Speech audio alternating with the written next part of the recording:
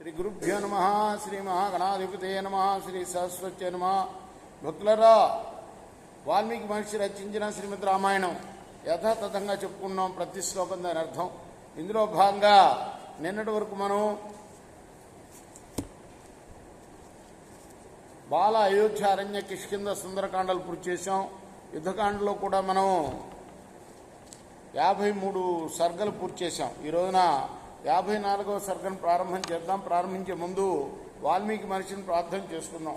పూజంతన్ రామ రామేతి మధురం మధురాక్షరం ఆరుహ్య కవితా శాఖం వందే వాల్మీకి కోకిలం. సమర్థ గురు సాయినాథ్ మహారాజ్ की जय.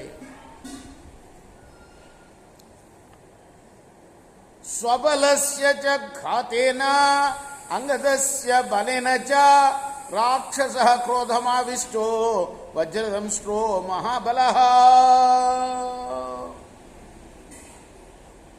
అంగదుడి యొక్క బలాన్ని చూసి ఆ వజ్రదంష్ట్రుడు క్రోధావిష్టుడయ్యాడు. నిస్వార్య చ ధనుర్ఘోరం శక్రాశని సమప్రభం వానరాణామనీకాని ప్రాకిరచ్చర వృష్టిభిః.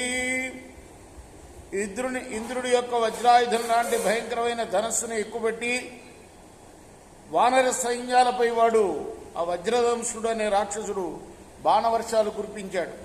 రాక్షసాశ్చాపి ముఖ్యాస్తే రథైశ్చ సమవస్థిత నానా ప్రహరణా శూర ప్రాయుధ్యంత తదారణే. అప్పుడు యుద్ధరంగంలో రాక్షస నాయకులందరూ కూడా మళ్లీ పోగై అనేక విధాలైన ఆయుధాలతో యుద్ధం చేశారు. వానరాణాంచ శూరాస్తు తే సర్వే ప్లవగర్షభ అయుధ్యంత శిలాహస్త సమవేత సమంతతః. ఇక వానరుల్లో శూరులైన వానర శ్రేష్ఠులందరూ అన్ని వైపులా చేరి చేతుల్లో శిలలను ధరించి యుద్ధం చేశారు. తత్రాయుధ సహస్రాన్ని తస్మిన్న ఆయోధనే భృశం రాక్షస కపిముఖ్యేషు పాతయాంచక్రిరే తథా.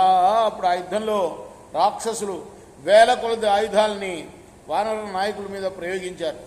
వానరాశ్చైవ రక్షసు గిరివృక్షాన్ మహాశిలా ప్రవీర పాతయామాసుర్ మత్తవారణ సన్నిభా.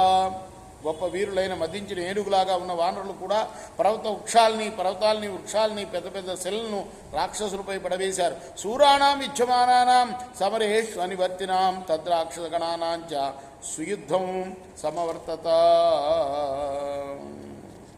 యుద్ధంలో వెనక్కి మరలని రాక్షసులు కూడా గొప్ప యుద్ధం చేశారు. అప్పుడు ప్రభగ్న శిరస కేచిన్ నైపాతైశ్చ బాహుభిః శస్త్రైరర్ధితరేహాస్తు రుద్రేణ సముక్షితా హరయో రాక్షసాశ్చైవ శారతే గాం సమాశ్రిత కంకగృద్రబలాఢ్యాశ్చ గోమాయుకుల సంకుల. ఆ వానరుల్లో రాక్షసుల్లో కొందరి శిరస్సులు విరిగిపోయాయి, కొందరి కాళ్ళు చేతులు తెగిపోయాయి, కొందరి దేహాలు బాణాల చేత పీడింపబడటం వల్ల రక్తంతో నిండిపోయాయి. ఈ విధంగా నేల మీద పడి ఉన్న వాళ్ళ చుట్టూ కూడాను రాబందులు, గద్దలు, నక్కలు చేరుతూ ఉన్నాయి. కబంధాని సముచ్చేతుర్భీమాణాం భీషణాని బనై భుజపాణి శిరశ్చిన్న చిన్నకాయాశ్చ భూతలే వానరా రాక్షసాశ్చాపి నిపేతుస్తత్ర భూతలే. ఇక మొండాలు నేలపడుతున్నాయి.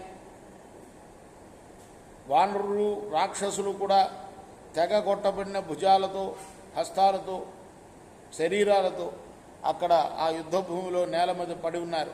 తతో వానర సైన్యేన హన్యమాన నిశాచరం ప్రాభజ్యత బలం సర్వం వజ్రదంశ్రస్య పశ్యత. అప్పుడు వజ్రదంష్ట్రుడు చూస్తూ ఉండగానే వాళ్ళ సైన్యం అంతా కూడాను వానర సైన్యం చేత చంపబడి భద్రమైపోయింది.